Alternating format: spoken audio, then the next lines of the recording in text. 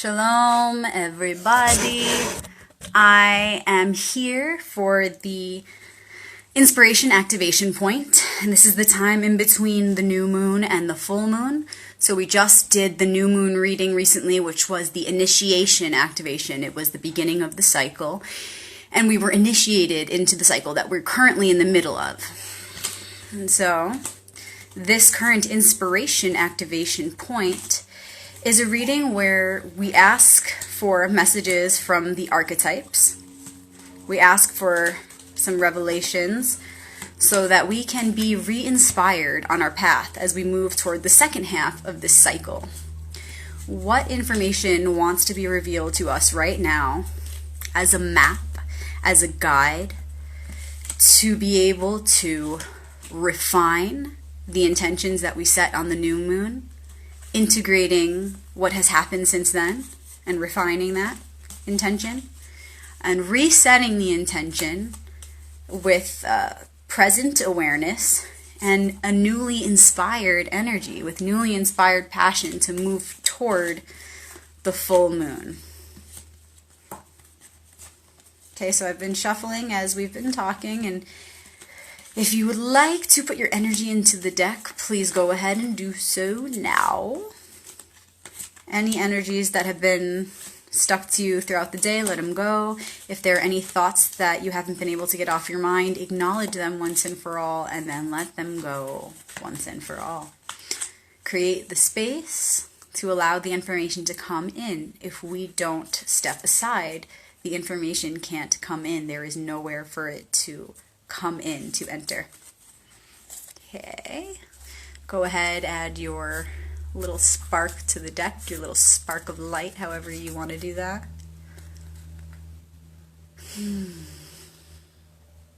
What do you want to show us so that we may be newly inspired for the second round of this cycle as we approach the full moon, which represents the culmination of our efforts and the manifestation of our intentions which we set for the new moon.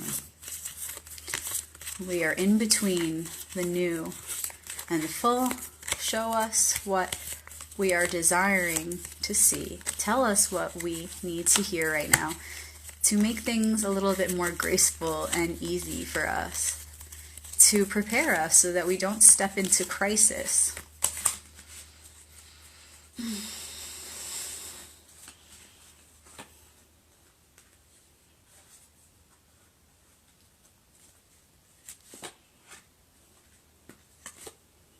Okay, I pulled 4 cards.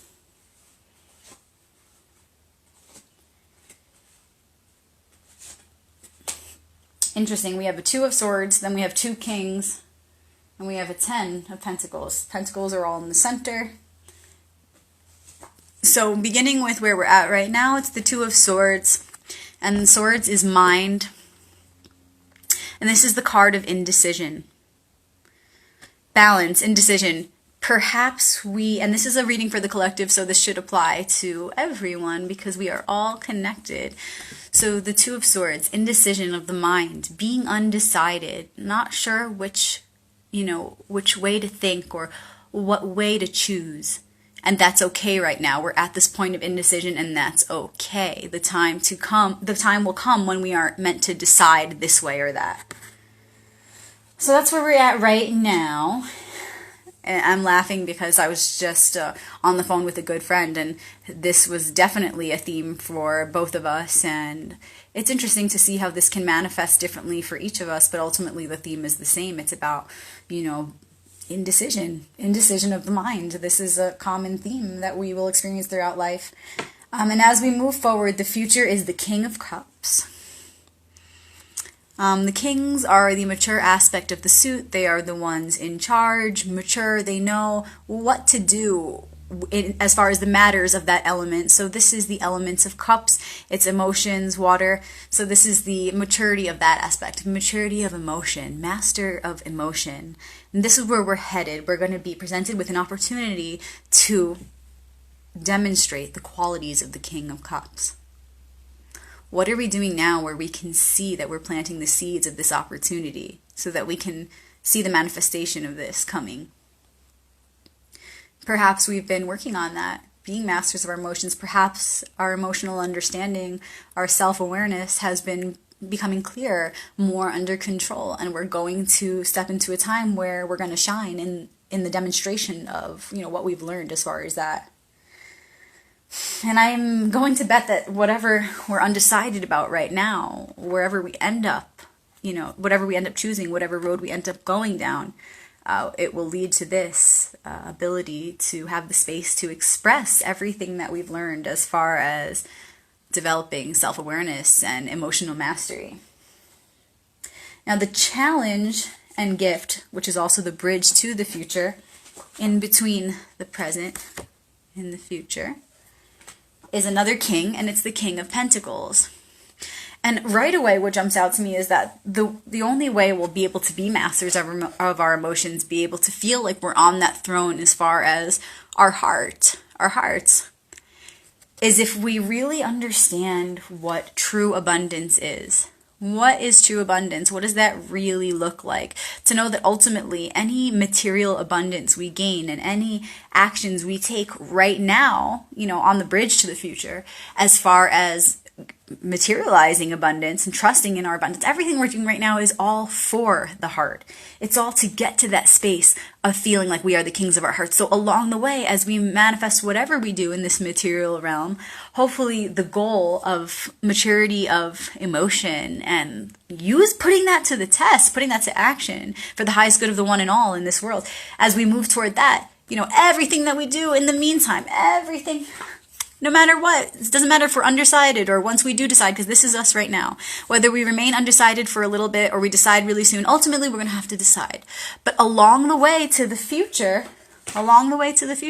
we have to remember that everything we're doing, all material efforts that we're putting in and all material manifestations, everything we're manifesting, is all to get to this. We are the king of abundance and the protectors of all that is ours and all this for the heart. Everything that we're manifesting, everything that we're building is ultimately for the heart. So long as we can remember that's where we're headed, then it's really worth it to work right now. All the work that we do, everything that we're putting in, it becomes worth it. The journey becomes worth it. And it's really interesting. That's a good segue into the final card of the reading. What was right on top of it? I pulled an ally. What card wanted to be revealed to move across this bridge with us to the future? As we go through this building and materializing, manifesting a reality of abundance, whatever physical work we're doing. And I'm not saying it has to be, hard work or light work, whatever it is in this realm, the work that you're doing. Okay? Remembering that it's all for the heart, remembering that it's really all for this. And also, as we move through it, to remember what we're doing it for. Like, what is that heart connected to? Who do we really care about when we're thinking about the heart and what we're building here? It's not just for us, but it's for everybody around us. That's what this card above symbolizes. The Ten of Pentacles is about a new beginning of success and abundance, not just for the self, but for everyone. It shows husband, wife, kids. It shows the grandfather even, and it shows the dogs. The point is that everyone will benefit from this type of a mindset and from this type of manifestation as a result of this mindset. It's not just for you. It's not just for the self, but it's for our loved ones around us. That is like the extra motivation to keep going. I feel that that's why this card was pulled as an ally. They were the 2 pentacle cards out of the 4, and they were right, next to each other. One was above the other. And so I feel it's really telling us as we move across that bridge to become the King of Hearts, everything we're doing now feels worth it because we remember that goal, and we remember that goal is not just for us, but it's for those around us, everyone around us. And that is so motivating, and that's why we're here. It's not just to do for the self, but to do for others. Because we already have everything within ourselves. We wouldn't have manifested this reality, this earth realm, if it wasn't for this opportunity to build for those around us. To build a world for not just ourselves, but those we love, especially the future, the children of the future, the next 7 generations. Why are we doing this? For them. Because they are us projected into the future. And so I feel that also that's been a big collective message coming up, is really considering the next 7 generations. If this is not something you already do, I highly encourage you to do it. Whenever you're creating a strategy or a plan, something for the near future or the far future, think about how every little thing you do in this moment here now, and the next moment, and the next moment, that everything has an effect that is eternal. Eternal. And so if we're making or creating something that's not going to be eternal, it's not going to have long-lasting effects, what evolution is happening behind it? Because that's the stuff that is eternal.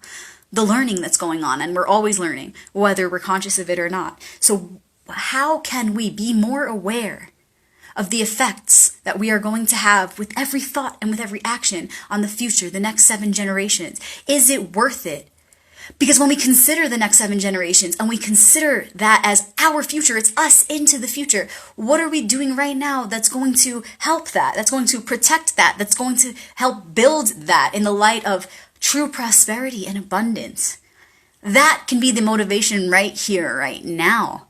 The more we think of the future, or the more we think of our loved ones and their future, that's where we'll find the motivation for whatever work we're doing right now. And the longer lasting, the more sustainable the effects, the more sustainable the results, the more it is worth it. If it's not going to produce effects that are for the highest good of the one, it's time to reconsider just how hard we're working right now. What are we really working for? So there you go, the inspiration activation for this month, for January 2019. That was the first inspiration activation of this year. I hope you enjoyed it. It was a little bit quick, but I feel there's a plenty there to dive into. So if you just tuned in at the end, feel free to start it over.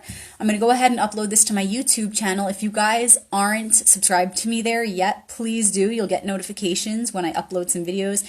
I did post a video yesterday. This week's Torah story was really awesome and relative to anyone. So if you're interested in the Kabbalah or in the mystical aspect of the Torah portion for each week, it's for anyone. Anyone who wants to see, it's there. If you have the eye to see. So that's on my YouTube channel. Check it out.